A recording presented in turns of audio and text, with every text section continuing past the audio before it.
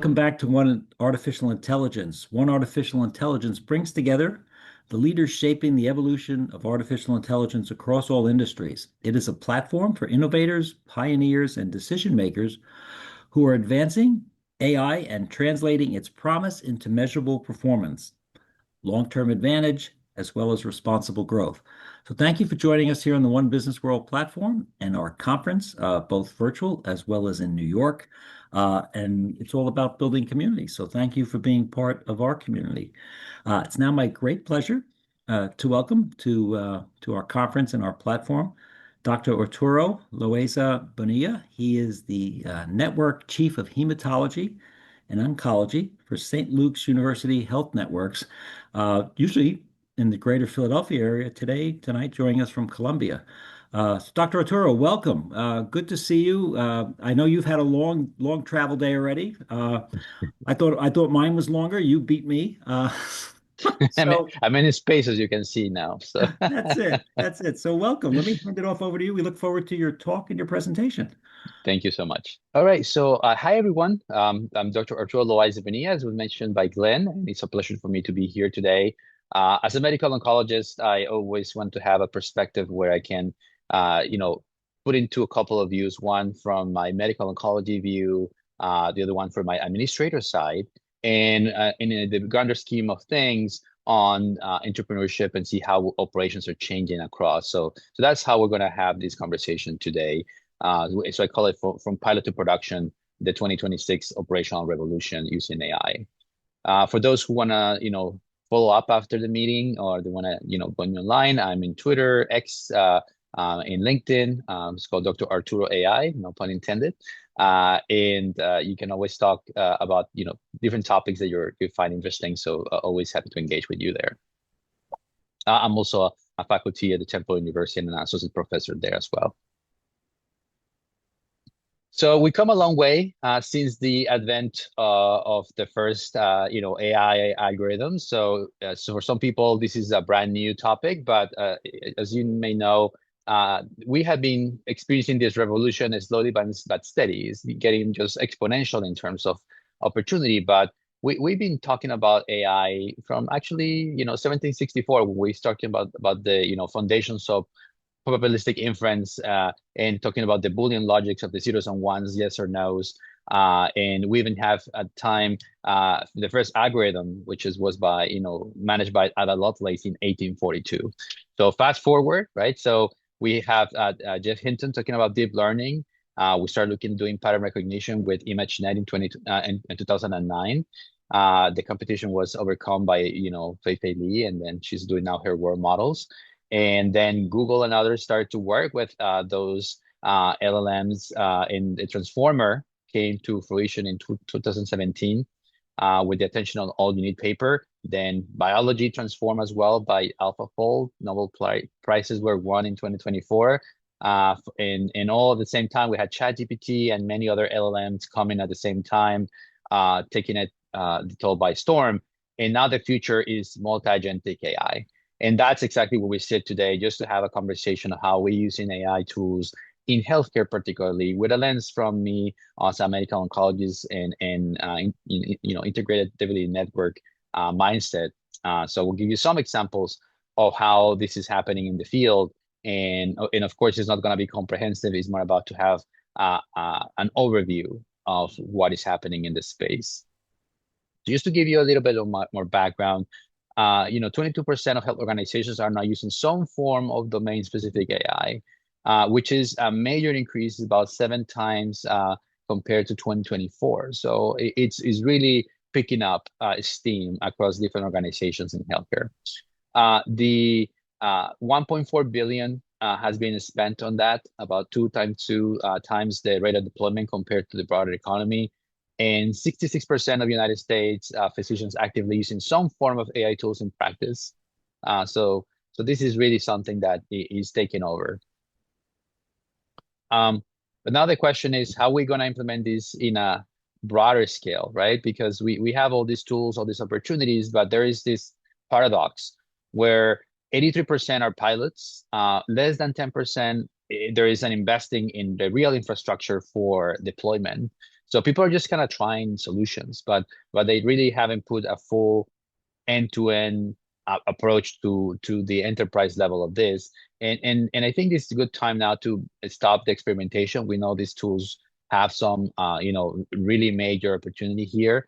And the challenge is causing from, proving from the pilot to actually production to how we can make this really meaningful. And I'm going to put you in three buckets here. So the first one is, the economic flywheel, the undeniable ROI that we have seen with this AI deployments. The second one is the clinical revolution. So from me as a clinician, I'm going to give a use case in precision oncology and the things I've been doing as co-founder of Massive Bio and also as leader at St. Luke's. And then lastly, the human bottleneck and how we can transform workforce as the ultimate metric of success. So what is Gen AI? We all have an idea of generative AI throughout many conferences and things we're learning. But as many of you know, this is an area of machine learning where we use unsupervised learning, and those generative models have three components. One is the architectural transformers. Second, a ton of data, which is a data set and for training, and then the prompting, which is asking the right questions. And all based on this structure of the transformer, which really comes from this paper. And we mentioned that it was actually preprint. And it's called transformers because at the time the prior project was Autobots. So 100% cartoon based. So in science fiction. But all these LLMs are coming from the ability for we call generative pre-trained transformer. That's where GPT comes from. And it's able to predict the next step based on probability. So if you have a ton of data and you have a ton of examples, it's likely that you will know what is the next step. And that's what we can do for translation in images, in operations, understanding coding, understanding language, all that is coming across. And we have learned from the very incipient efforts in healthcare of this that when we do a combination between using these LLMs along with a human being, we can actually optimize the way that patients' care is delivered more efficiently. So how do we start with this? What is the multiplier effect? And the input here, for each dollar invested, it's estimated that over a 14-month maturation, the output is about $3.2 tangible return. So and this is a flywheel effect, right? You keep optimizing, you keep getting better. So 85% of healthcare leaders report that actively increasing in revenue directly because of these integrations. So this is just the beginning of it, and how we're optimizing. It's up to us to decide. So I'm going to give you all these, legacy friction points and the AI-enabled velocity that we see. So, RCM or revenue cycle management, we have all these issues with prior authorization and denials.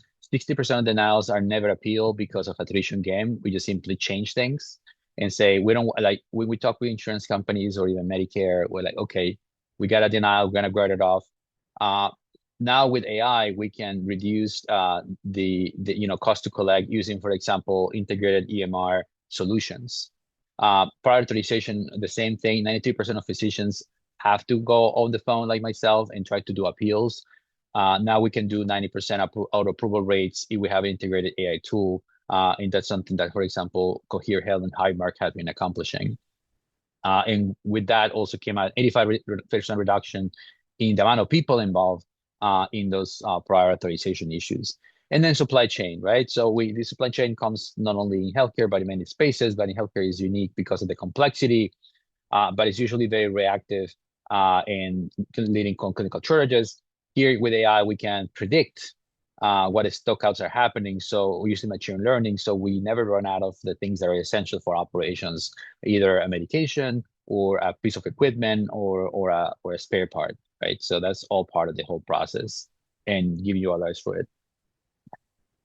And as you may know, in the medical space, because you have all this, interfaces that we go online and check if we have our laboratory data there or not, and all the data input that we put as clinicians, the largest electronic medical records companies are putting themselves into the AI era. So they're embedding AI into a bunch of workflows, sometimes kind of like co-creating with different companies. So for example, the Ambient AI that Epic was doing with a bridge and DAX Copilot, and then after a while, Julie Faulkner, knowing how she is, she learned the ropes, and then they launched their own Ambient AI.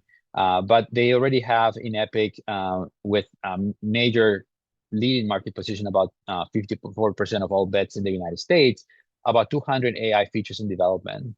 And they have Emmy for patient facing, they have Penny for revenue cycle, they have Art, which is the additional one for decision support to answer questions inside of an LLM instance in the system, which I actually have used myself. And myself is Arturo, so I guess Art is part of that. So yes, I use it too. And they have also made a system scale deployment with all this information they had for many years of collection. So they have this system called Cosmos, which has about 300 million records, and Comet, which is 16 billion pre-trained events. Oracle on its end is also doing the same. They acquired Cerner, which also has a significant amount of market share. They're cloud native now, try to do voice first agent EHR, next gen, SEMA Verma is on top of it, talking about it everywhere. The idea is to decrease 30% in daily documentation time. They had generated a bunch of data on clinical notes, and they also have clinical agent have deployed across many specialists, including oncology. And lastly, we have FDA, where they have approved about over 1,400 AI ML devices cleared, with increase of 50% in the next 5 years. So this is just crazy amount of information that we're getting. So let's talk about some use cases. So Ambient AI, that was the first healthcare first mass adoption win. So for example, Kaiser Permanente, they use a bridge. They integrated directly with the EMR. It was 40 hospitals, 600 offices, and in the first year, they saved about 15,791 hours in time spent typing and just simply having the listening and transcription in the system with better communication with patients. But you look across, it's not just Kaiser. Many other systems are doing this. About $600 million in revenue, with a 2.5 times growth year over year. Most of them being a bridge, Nuance, DAX Copilot, and other ambience with reduction in burnout. How that translates into operations, it's clear. In the burnout is still in the making, just personal point here, but we'll see. Because there's so many of them.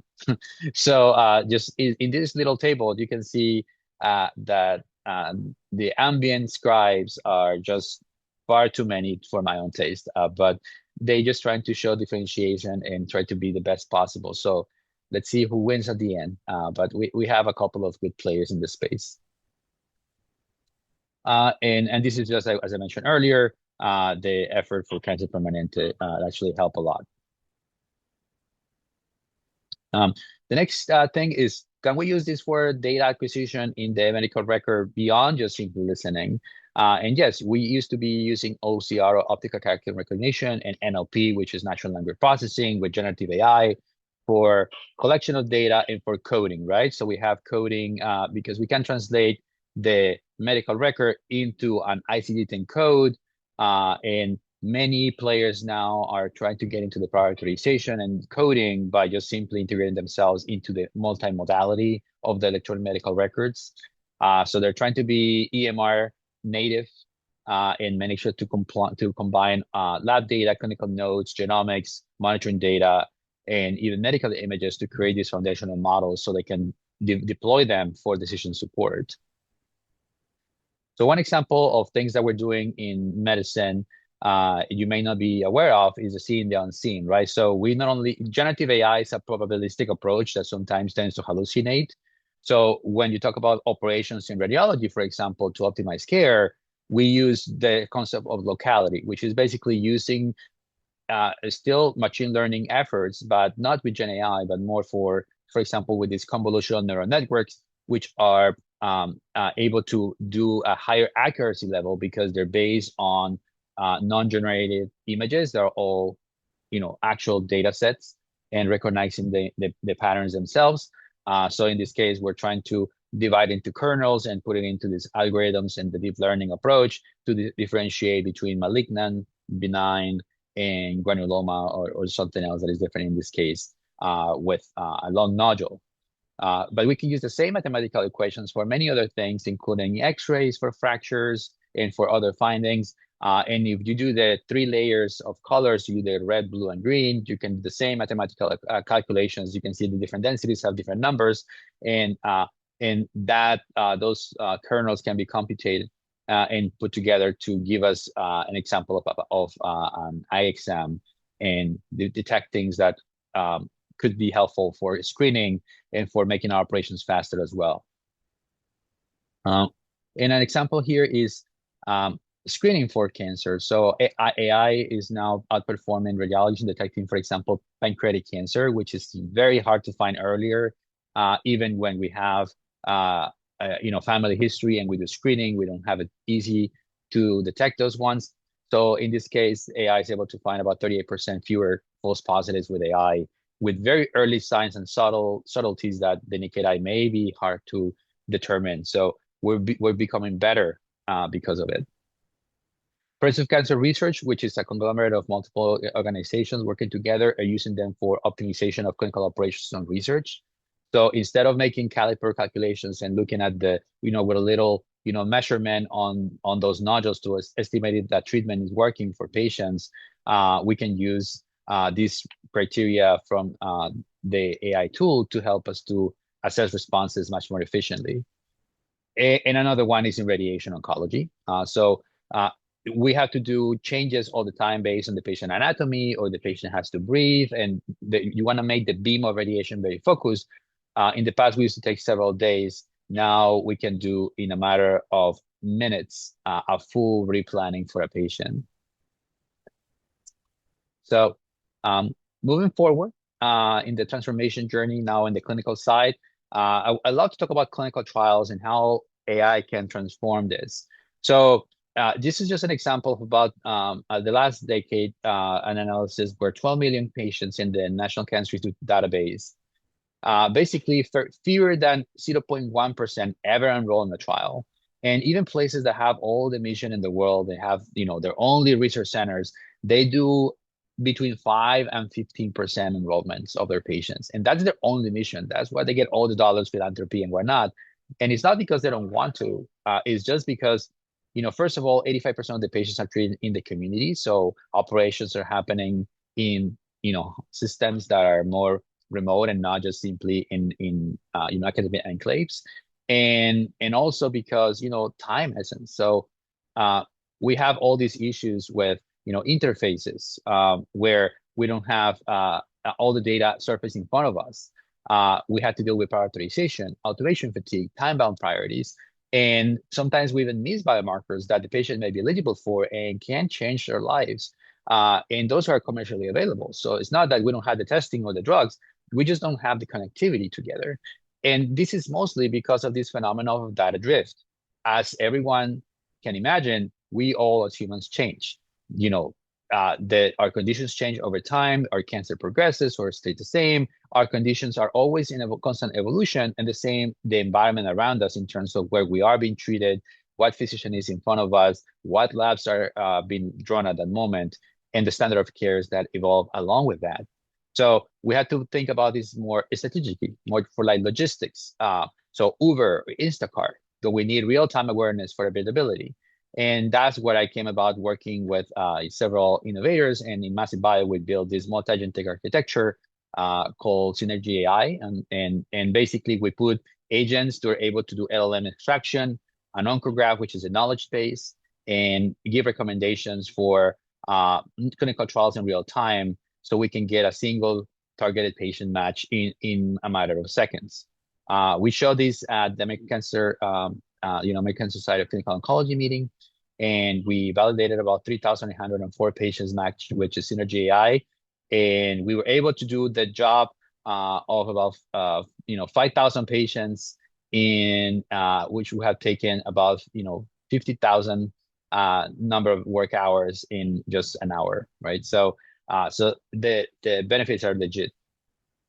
So the next frontier is to move from generation to orchestration, right? So instead of asking just prompting, we need to use multi-agentic AI, where the agent is able to collect database information.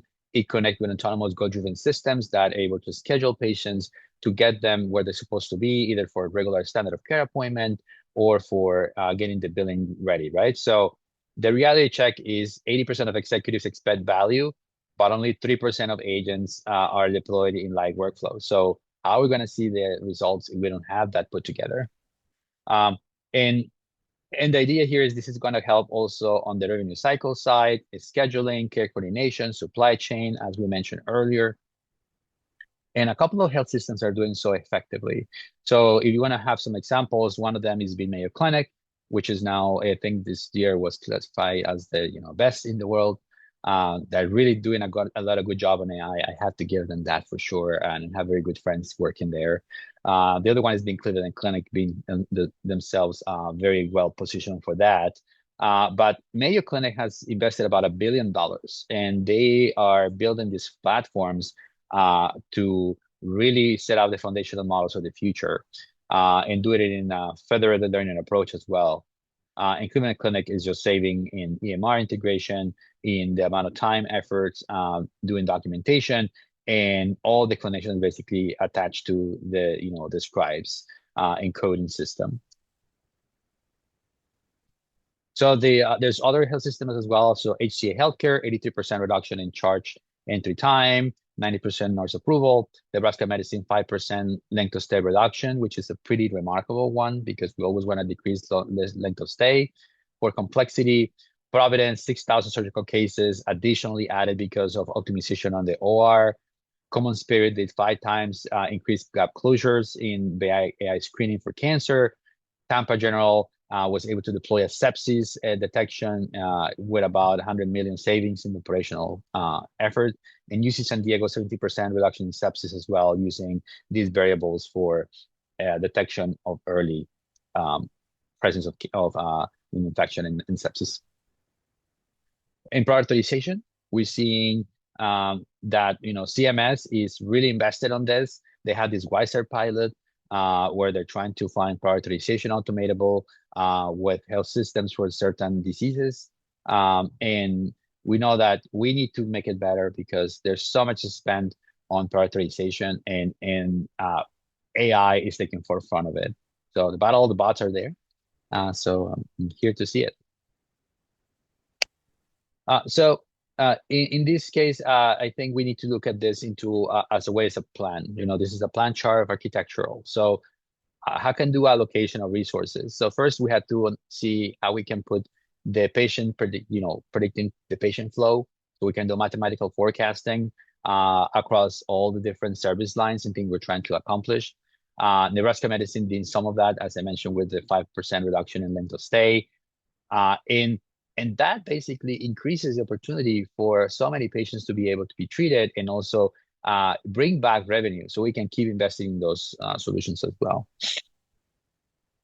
So the two battleground here is transforming the workplace, right? So in the next 7 minutes or so that I have, we'll talk about how we're gonna be able to transform organizations on this. So because we had 10% algorithms already there, 20% is data and technology that is being deployed, but 70% is processes, which is, is the way it is. We're humans at the end, right? So we need to have a lot of reskilling. 60% organizations reports reskilling is a top challenge. Security as well. So I have a very nice chief security officer at St. Luke's, but it's hard to get every single solution in front of that team because they're always, very cautious, rightfully so. And certain algorithms have a level of scrutiny compared to others, but now everyone's putting AI in the single umbrella. And that reskilling has to happen as well. So, but at the end of the day, AI greatest operational impact will be in restoring humanity, right? So we're so burned by so many administrative stuff. So as we mentioned, for every dollar that we invest, we get $3.2. 74% lower odds of burnout with Ambient AI, 70% improvement with processes using AI as well. And I always look it into the Moravec paradox, which is this mindset where AI can do a lot of things that we can relinquish to it, doing things that are very recent, right? So language and mathematical equations, they're very recent in evolution of human beings. But we took, uh, Earth took forever, right? Millions of years, and humans to evolve, to be inherently good at excelling for nuance, empathetic interactions, and complex physical coordination, being able to do things. So the vision here is to relinquish computation to the algorithm, bring back the empathy and the revolution to really be humans in front of everyone. So that's what the dream is here with the Moravec paradox, the collaborative intelligence, as I call it. How can we do this? Being very patient-centric. So we need to make Uber, Amazon, Instacart, but for clinical operations, clinical trials, clinical operations overall, because manual methods right now, they really fail. And we need a hybrid click and mortar approach where the patient is digitally enabled with tools, and then we get them to the point of care with these AI prescreening hubs. So we monitor it over time and find that solution. One example is working right now is with Massive Bio, we partnered with the American Cancer Society. Any cancer patient in the United States can get access to this program for clinical trials, completely free toward them and their physicians. We do an AI-based clinical trial report for those patients using basically extraction of the information, being able to analyze it completely, and we get all the support for education, for trial eligibility, for monitoring, for transportation, for lodging, and this is working at scale in the whole United States. So this is a model that needs to be replicated across not only clinical trials, but operations as a whole. But I always tell people, please make people aware of this project because it's something that is really meaningful for everyone. And we're going to change and transform clinical research for oncology and beyond. How? With this flywheel, right? So patient-centered the hub in oncology, we can use this for clinical trial matching. We can check how drugs are being tested and used and do real-time analytics. We can activate clinical trials at the point of care. We can do digital enablement and education. We can optimize biomarkers so we can improve the process of the future, build those foundational models further, and eventually get even better drugs for our patients and understanding things in real time using the data that we have. We can do it safely with federated learning, where we can just deploy the models and the weights in the local instance. And it can transform healthcare as well by enabling large-scale, privacy-preserving, collaborative AI deployments across institutions in something that I'm very passionate and working on every single day so we can transform the way we deliver care at the global scale. So is AI my new doctor? Nope. They're pretty smart, but still pick up the phone and talk to patients and pick up the pager. Once again, we need this collaborative intelligence together. But this really helping us to be better and be focused on the patient in front of us. So what are the trends that are going to define 2026 and beyond? So one, ambient AI is going to become really table stakes. Everyone's going to get it. Second one is revenue cycle. AI is going to scale, and those who are not doing it are going to fall behind. So it does the highest ROI category so far, optimizing workflows.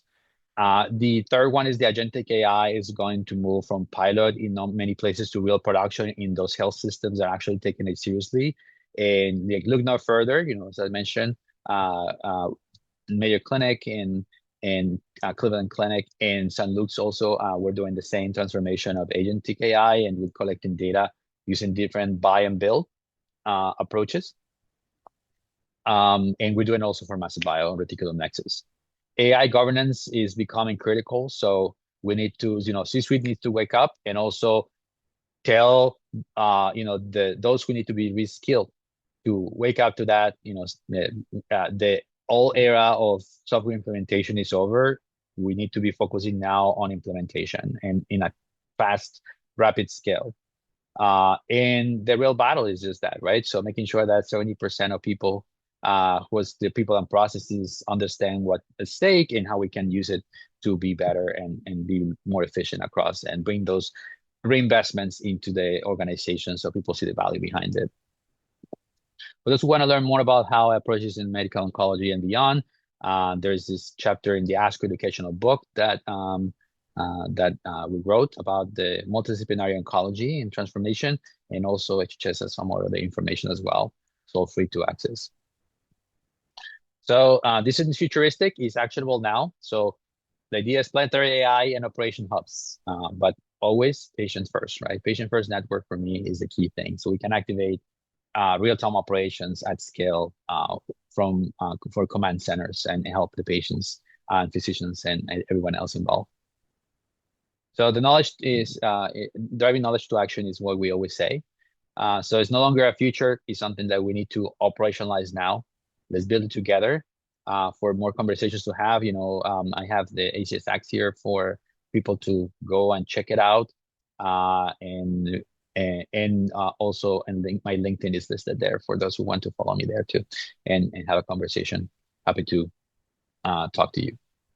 And with that, I thank you for the opportunity and time. I always finish with this Quatre d'Opera Spécial, which is this first AI art work that actually won an award. And it's a good combination of, art and science and the human part of it. But it's also showing this beautiful future in front of us where we can orchestrate things together. We can really have a bright future in front of us. So thank you for the opportunity. Thank you, Arturo. Great job. What a beautiful photo there at the end. That's absolutely so special. Thank you for your expertise. Thanks for the presentation. Seems like endless possibilities. I mean, the obvious ones, we always, I'm a finance guy and accountant, so the obvious ones are always things like revenue cycle, right? Supply chain, pre-authorization, and some of the statistics and stuff that you mentioned there, and the advancements are obviously very very special. The clinical part always, again, is challenging, but so much promise as well. I loved my favorite slide you had, other than that last one. Um, Maybe we're restoring the humanity trust lost in all of the administrative, stuff. And that picture you had of the doctor staring into the patient and looking at the patient, right? That's always been, a lot of what we've talked about or seen, right? It's with the advent of electronic medical records, and that they are a godsend. But we wind up becoming very much data driven, and then the element of being able to look at the patient and you know build that confidence. If we're able to get that back, and if all of this helps us with that, what an advancement that would be, right? Incredible. 100%, Incredible. 100%. Any presentation that has Alan Turing in it, I'm always impressed with. So thank you for reminding people that even though we may think this just came out of left field, there is a rich history. Sometimes it's harder to see, and it's a little bit circular as you had on that chart. But that's always fascinating. I mean, the ROI numbers you had, $1 into 320 over 4 months. That's pretty impressive as well, for sure. When you work with whether it's St. Luke's or just you know healthcare systems in general, how much direction are you seeing, or how much openness are you seeing from, say, like the boards, like the board of directors, or again the medical boards, or any task force or committees in this? How much of a green light do you get from that? How much oversight or direction, or do they just say, you know what, go make it happen? How do you deal with those interactions? What's been your Yeah, experience? it's an interesting environment because uh, you know uh, folks who are in operations and administration, they're very data driven. So if you show them the data and you show them how this is going to be meaningful, they buy in.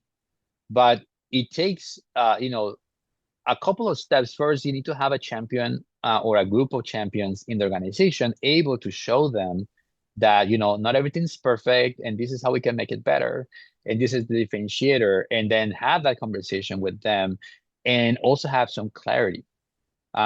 So there's not a lot of folks who work on the product side of things.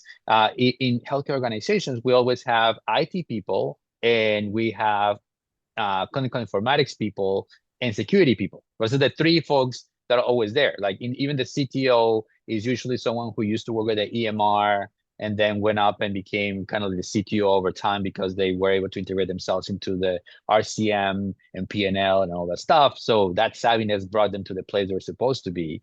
But having the knowledge on these AI tools, it takes a village, because sometimes they're scattered. So, but I think having forums like this, like we have in today, and having I participate in the Becker's healthcare network, and there's a Becker's Oncology forum.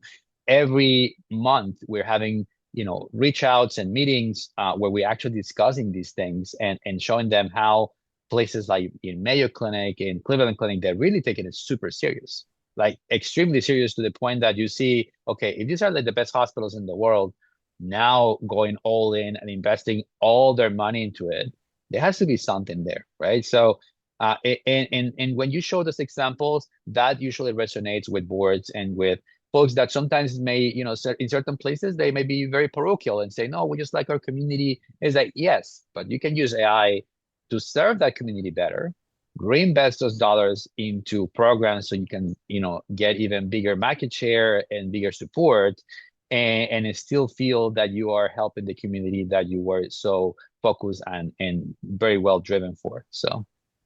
How about from and you think of healthcare, you think of codes of conduct. How often do you get asked about the ethical ramifications of artificial intelligence in healthcare?